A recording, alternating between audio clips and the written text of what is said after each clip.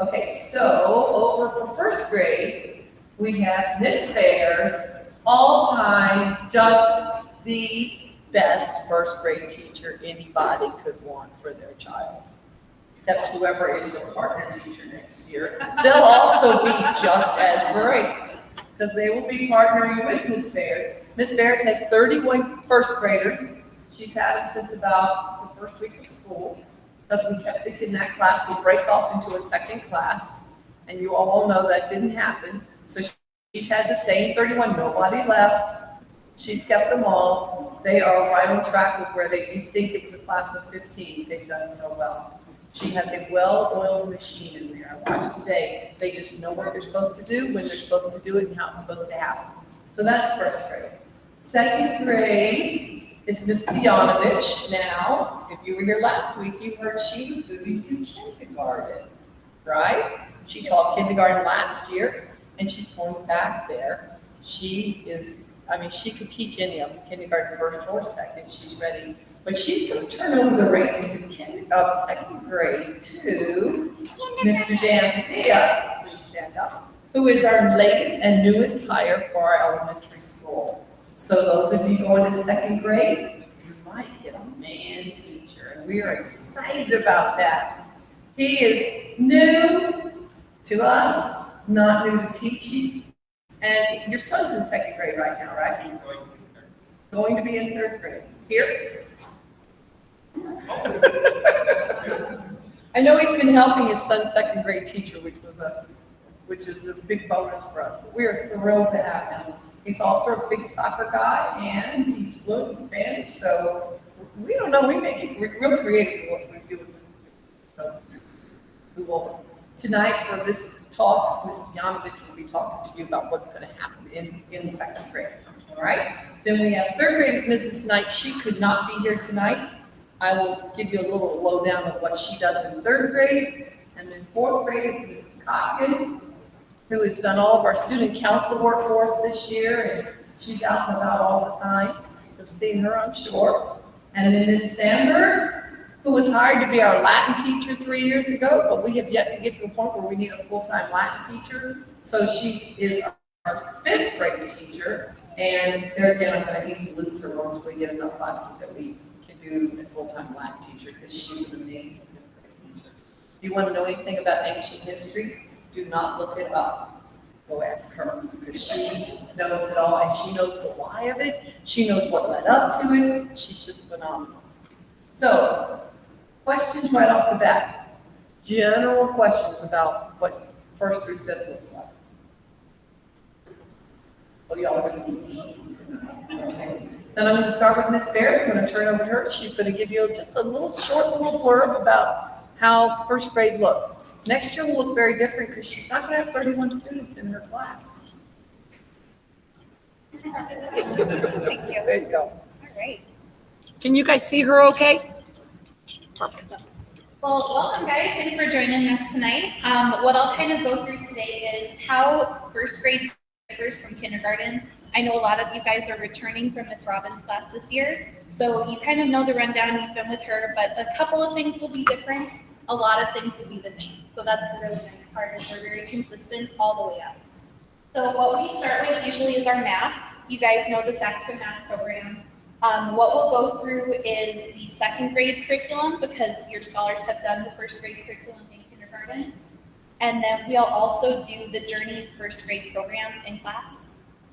We usually do guided reading. That's something I add to the program. So I pull small groups, we work together. We also work as a whole class together. So they're getting main concepts, but if your scholar's struggling or needs a little bit more of a challenge, I can really push them based on their needs.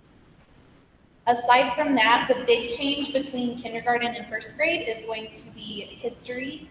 Usually your scholar is doing knowledge and discovery, but with my class, you'll do a history unit on the ancients. We do basically what Ms. Sandberg is doing, but it's scaled down for first graders. So we're studying ancient Egypt, we'll study Greece, we'll study Rome and China, and we'll really learn basic geography. We'll go through all of that together. And then kind of the where and who, not so much the why yet, because they'll get that as they get to fifth grade. And then the final thing we usually split off into is science.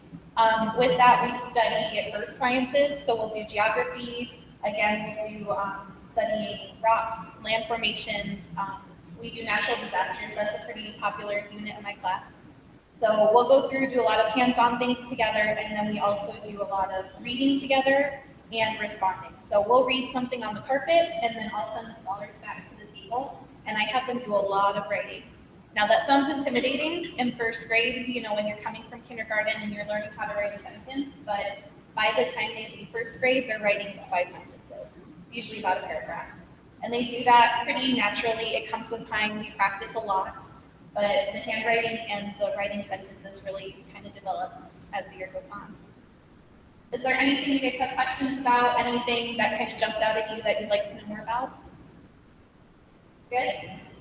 Okay, cool.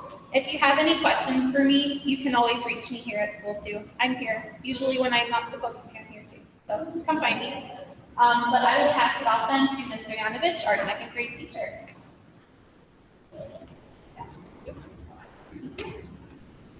Hello, I'm Mrs. Stoyanovich. I taught 2nd grade this year. 2nd grade is similar to 1st grade. I would say the major difference is you get more. They learn how to write sentences in 1st grade. They write 5. We're writing paragraphs in 2nd grade. So they develop further. They're identifying different kind of sentences and they're using them in their work. We're working on grammar, more punctuation. In the science curriculum, this year we're studying landforms, rocks, solar system. There's a big change for next year. Next year, we're switching gears and we will be covering animal, plant, and human biology. So that'll be a little change for sciences next year. In history in 2nd grade, we study the Middle Ages. So at the beginning of the year, I start talking about the Romans, Emperor Diocletian. We were Togas. We move forward. We learn about barbarians. We learn about Vikings. This week we're learning about the Ottoman Turks. We just learned about the Rus and Rurik. So we're going through history, and I believe they revisit it in 6th grade, this 2nd year of 6th grade. So they'll get more in 6th grade. We'll be planting the seed, and I am delighted with my 2nd grade class. They are fascinated by history. I've got history books in 2nd grade, which is wonderful. We follow these stats in math. Today I introduced negative numbers on the number line. We have covered square roots, we've covered perfect squares, we are doing division. We add on to, we start with the addition, the subtraction, the multiplication. We do a lot of word problems, we solve problems backwards. We concentrate on time quite a bit. It never ceases to amaze me what these scholars are capable of. Science, history, reading. In 2nd grade, yes, they're 7 and 8 years old. Yes, they are capable of reading. Please continue to read with your children.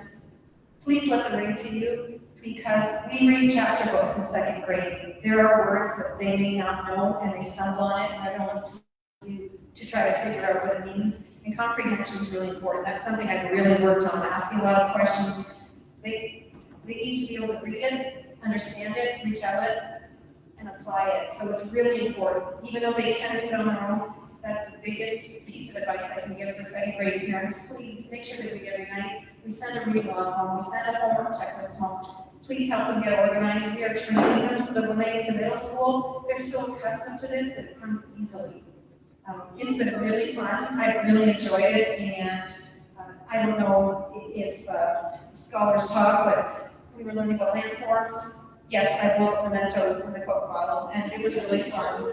I melted chocolate chips to show the different layers in the rocks. We smushed Snickers bars. Whatever I can think of to give them a mental picture, if I can think of a way to bring it to life, I'll do it, because it's really fun that way. So 2nd grade is really exciting. Yes, they can read, so it's a big step up from kindergarten, and they can do so much more than I even think, and it's going to be a really exciting year. Questions? Okay, being that Ms. Knight was unable to be with us, I'm going to pass the microphone on to Mrs. Jennifer Cochran.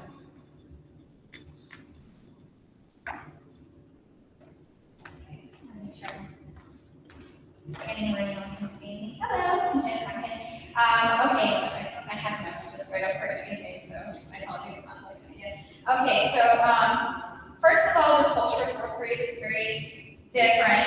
It kind of shifts from the grammar stage where they're just getting that reading and writing intro to now rhetoric. So we're really digging deeper. We're having Socratic circles. We're having very in-depth conversations about pretty big ideas.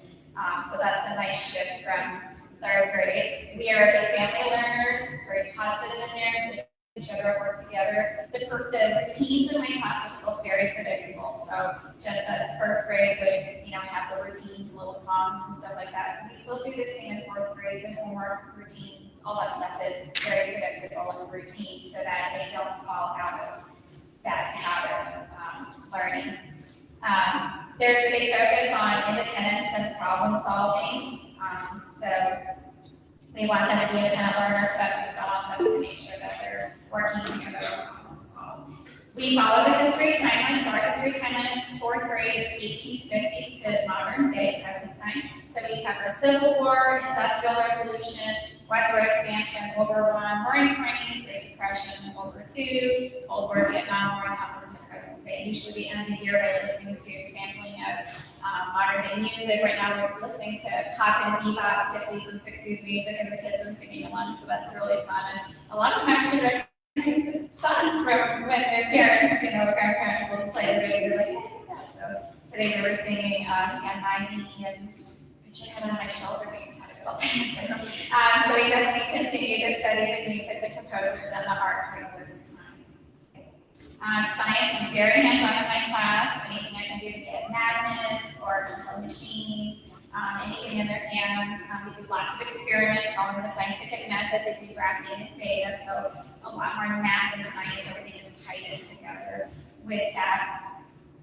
For writing, we have a huge focus on cursive, not just cursive learning, but cursive mastery. So by January, all the scholars are expected to routinely use cursive handwriting fluently with their writing. We focus on organization and mechanics, note-taking, word choice, and higher level vocabulary. So we're not just happy, sad, we're read or encouraged or modest. We focus on a lot of the character traits to build up our writing, so it sounds like fourth grade writing, not the basic stuff. For reading, there's a high balance of fiction and nonfiction. We have a lot of classic literature with characters that teach really good morals and values throughout the literature that we have. We do structured Puritan in our class, so we drop everything and read. It's amazing when I can just look up and all my scholars are just completely close to their books, and they love Puritan. Every time I show the radar, I'm like, "Which books are they like?" No, they just really love to read in that class. We also do quarterly book projects, so starting second quarter, they read a book at home, which is at their reading level, so it's not too hard, not too easy. And they get to choose one of 4 projects, so they do everything from written reports to posters, PowerPoint presentations, and also in-costume presentations. So they might dress up as a spaceman and present one or whatever their book might be. So it's really fun, and they get to learn a lot about literature through that. And then in math, there's a big focus on multiplication and division for the mastery, and I really want them memorizing and mastering those. And then focus on decimals, percents, fractions. A lot of the math, because it's on DEPA level, is a grade level math, so they do lots of multi-step corrections and problem solving strategies. So again, kind of the deeper, more intense stuff. So it's not just like do a problem and move on, it's a lot of thinking through the problems and talk through a little bit of that. Okay, I think that's it. Any questions for fourth grade?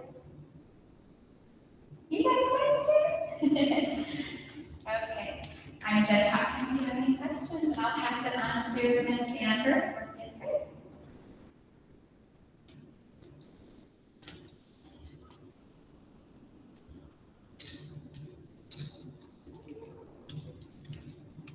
I think the biggest difference that I always hear from fourth grade to fifth grade is there's a lot more writing in fifth grade than there is in fourth grade. So that's something that the scholars find a big challenge. We do a lot of writing across the curriculum. We do writing in history. We do writing in math. We write out all the definitions for those math terms. So I think that is where I think the scholars find the biggest difference. We do the same history that they do in first grade at a deeper level, a lot more of the, how did we get from here to there? How does this affect us today? Why are we studying history, and how does this relate to what we're doing now? I actually am not teaching science right now because that's when I teach the middle schoolers their Latin. So I don't know, they changed the science curriculum and I don't know what they're doing in science. Space, I know they did space, they're doing glaciers, they're doing, they did longitude and latitude. I do teach Latin. They're doing, we use the Cambridge Latin book, which is a nice curriculum because it focuses on reading, which is of course the goal if you're studying Latin, is to read Latin. For the writing curriculum, we use the Institute for Excellence in Writing, which focuses on writing outlines, keyword outlines. And we use the Shirley Grammar, which they've been using, which they use all along, that focuses on jingles to help them remember parts of speech and how sentences go together. So that's what we do for language arts. The literature is also a challenge, but they love the books. So that makes it, even though the books are challenging, they like the books, and so they want to read them. And so even though it's challenging, they enjoy what we're doing with the literature. For example, right now, we're reading Julius Caesar, the Shakespeare play. And one of the scholars I had last year, she came into the classroom for something, and she said, "Oh, I love this. This was my favorite thing we read last year." So even though it is challenging, they love that challenge and they rise up and meet those challenges.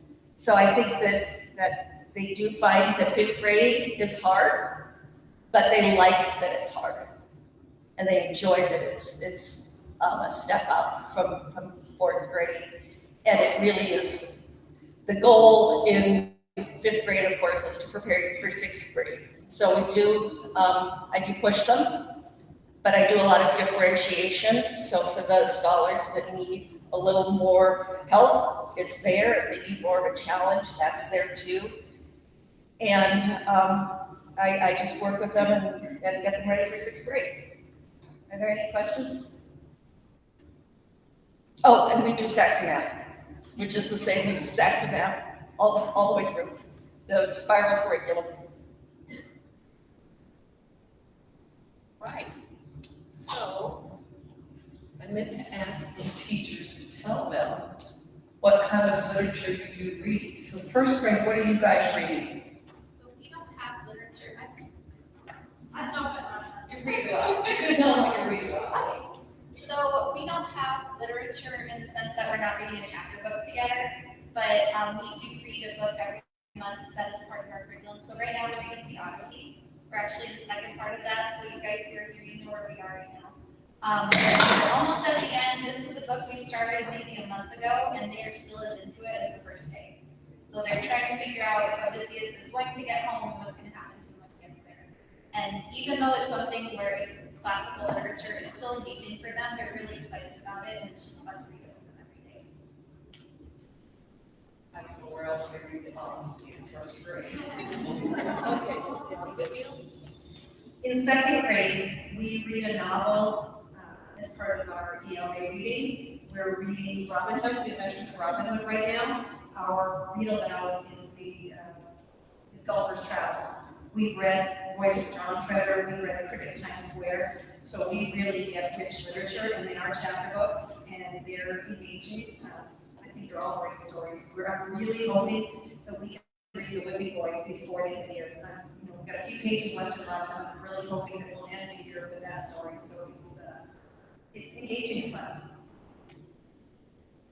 Third grade reads The Silent Beaver. So I don't know if you all read that as a child. The Silent Beaver, great book, and Gulliver's Secret. I'm trying to remember some of their others. You're doing that revolutionary time period, so then we all have patriots. Okay, fourth grade. I can roll it off because I do remember what we read in fourth grade, but I'll give it to this one. I know some literature is changing for next year, but this year we start with Mr. Lincoln Strong, which is a Civil War book, and we've done Heidi.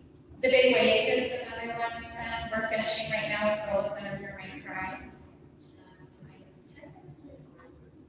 Where the Red Friend Girls, that's always one of the favorites. That's sad. It's a favorite. Oh, and in third grade, they read Sounder. Thank you. For the read alouds in fifth grade, we start out with the Epic of Gilgamesh. It's a children's version.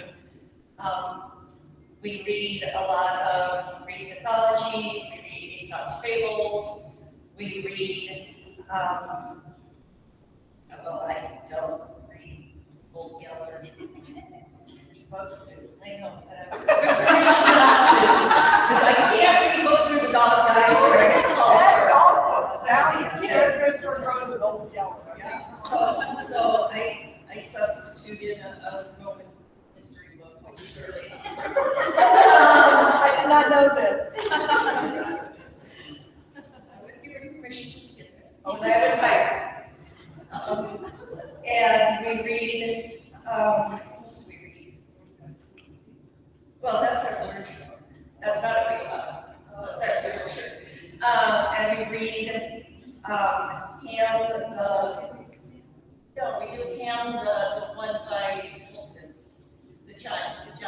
What's that called? I don't remember. Ham something. Maybe I'll get Farmer. Maybe I won't take her down there. No, I'm just kidding. Farmer Sam. That's what it's called. So most of the literature we try to tie in with the time period they're doing. Of course, Old Yeller does not fit into ancient history, so I guess that's why we let her not. Because I cry for all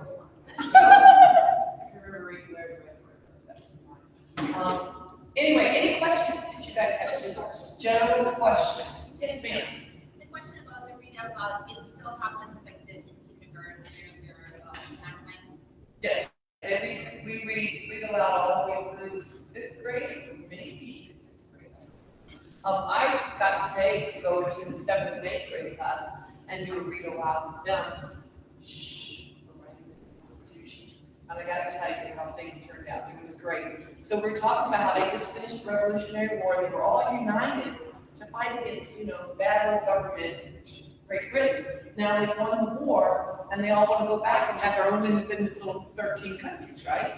And I have writing buddies of Confederation and Constitutional Congress. And I said, it's kind of like, well, how many of you are in here? And we count, there were 13 scholars in that room. I said, okay, each one of you is your own country. And now we've got to pull it all together. So it was really good. And, they all had different rules. They all thought different things would be important to have if they were taking over their parents' kingdom. And so, it's just one of those things that just worked out really well that we had 13 colleges and 13 scholars doing it. So we never miss a teachable moment. The read alouds are wonderful though. The kids just listen to the stories and they love them. I don't know, I hope that you guys still read to your students, your children. It's a wonderful thing. I still remember reading to my kids when they were little. It's a precious time together. Yes, Mr. Zayden. Tipton, sorry. Kipton's first, Zayden second. I know that.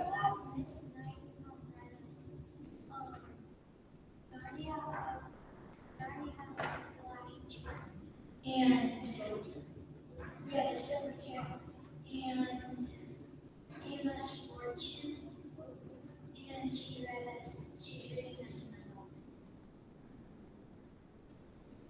the moment. This is Kipton, this is Zayden. Where we get them straight, not mixed it up again. I did know all their names here at the school though, so they don't tell us. Any more questions or things you guys would like to add to this?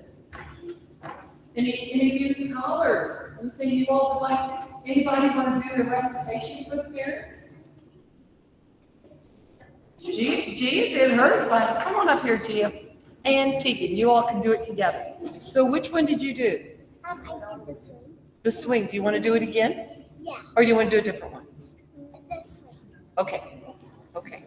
Here. We'll let them do this, right?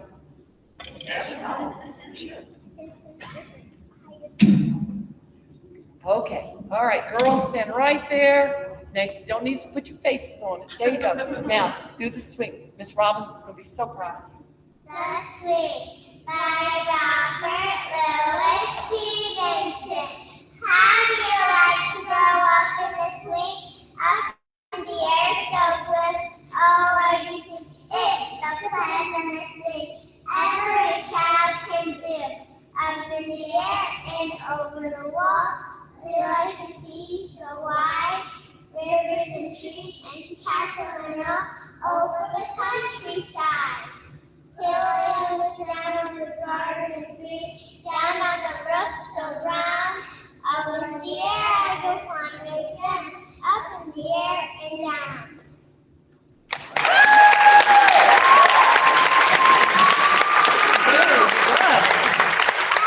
Okay, anybody else?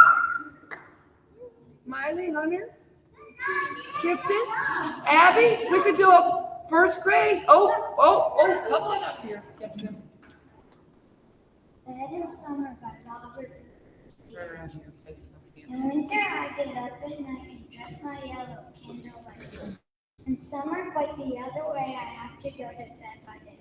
I have to go to bed and see the birds hopping on the trees, or hear the grown-ups people speak of going past me in the street. And doesn't that seem hard to you when all the sky is clear and blue? And I should like so much to play to have to go to bed by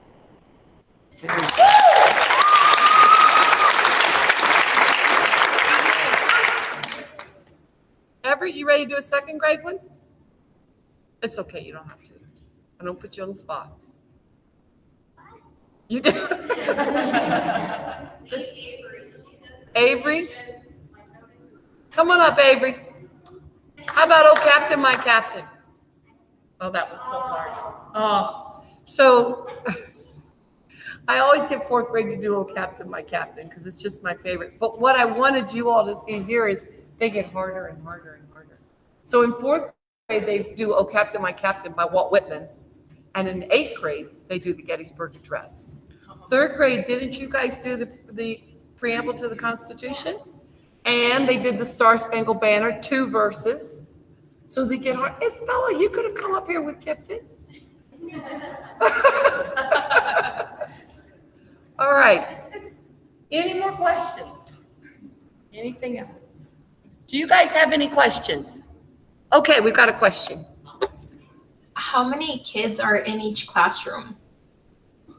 Well, we are right at 20 right now, third grade and up. Second grade has 23, and of course, my first in kindergarten, everybody knows, are bursting at the seams with 30. They will not be there next year. We will have 2 classes of each. So we'll have 2 kinders, 2 firsts, 2 seconds. So in order, Lehman's normal cap is 27, but I don't see us getting quite there this next year since we're doubling the classes. So they'll still be rather small classes, like around 20, 22.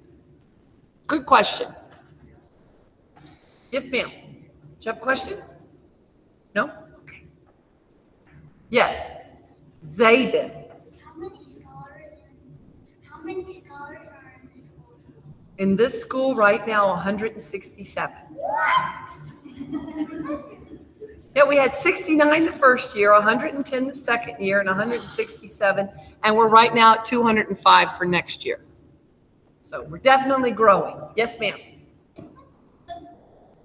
That's a lot of kids, isn't it? Yes. Yeah. So you're from Laurel Valley. What have y'all got? 800? Yeah. So we're the little engine that could. We're chugging along. Any other questions?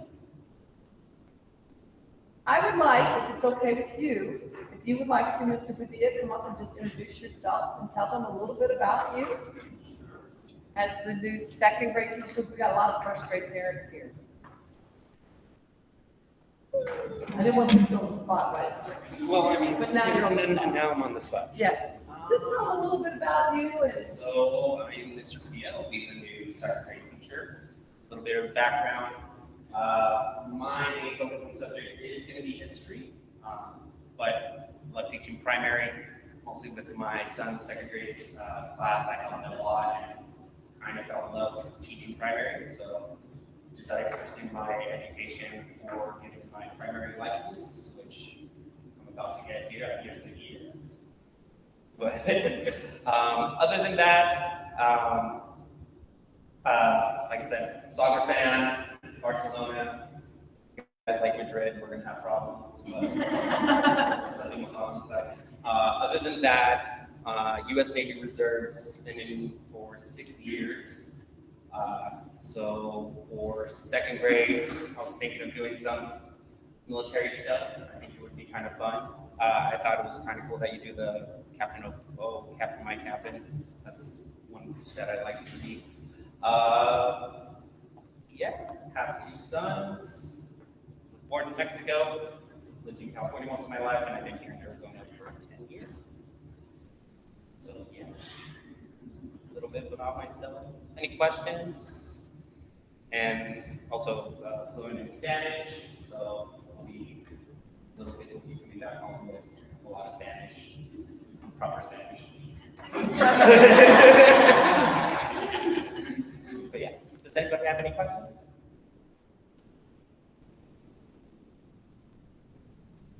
You have questions? He wants to know if he's in your class next year, will you do will you help teach them Swedish? Oh yeah. I will be testing you a lot, mostly because I won't be talking and I won't respond unless you respond in Spanish. So make it a little bit challenging for you guys. Not too challenging, but But they're like sponges when it Yeah. comes to a second language right now, so it's perfect. It's perfect. any other questions? No? Any soccer fans? All right. Yeah, you got some soccer players out there. We're gonna have some fun. Yeah. All right, thank you. All right. Anything else? Well, the teachers are not prepared for you all to go in their rooms and stay. But if you would like to, I mean, the rooms, like Miss Bears is like, don't put them in my room. It's so crowded with so many desks. But on your way out, if you would like to, if you're second, third, or fourth down this hallway, if you want to peek in your room, feel free to. Fourth and fifth this way. I would also like to tell you that those 2 ladies you saw coming in the back there, right after this, we're going to have a PTO meeting, our very first of the year. So anyone that's interested in helping with our PTO, please stay, because we want your input. We hope to have a number of people here tonight, just so we can get our PTO going. These ladies have been just wonderful. They started 2 years, our PTO our president left us last year. She moved us up to Washington in the middle of the year last year. So our vice president stepped up as president, and then we have 2 treasurers. Our secretary moved to Texas, and COVID, and then it's like, what do? We can't do our fall festival, we can't do this. So they concentrated on what they could do. They've taken care of the teachers this year, and they're getting ready for teacher appreciation next week. And so you might be hearing from them. But we really want to get our PT.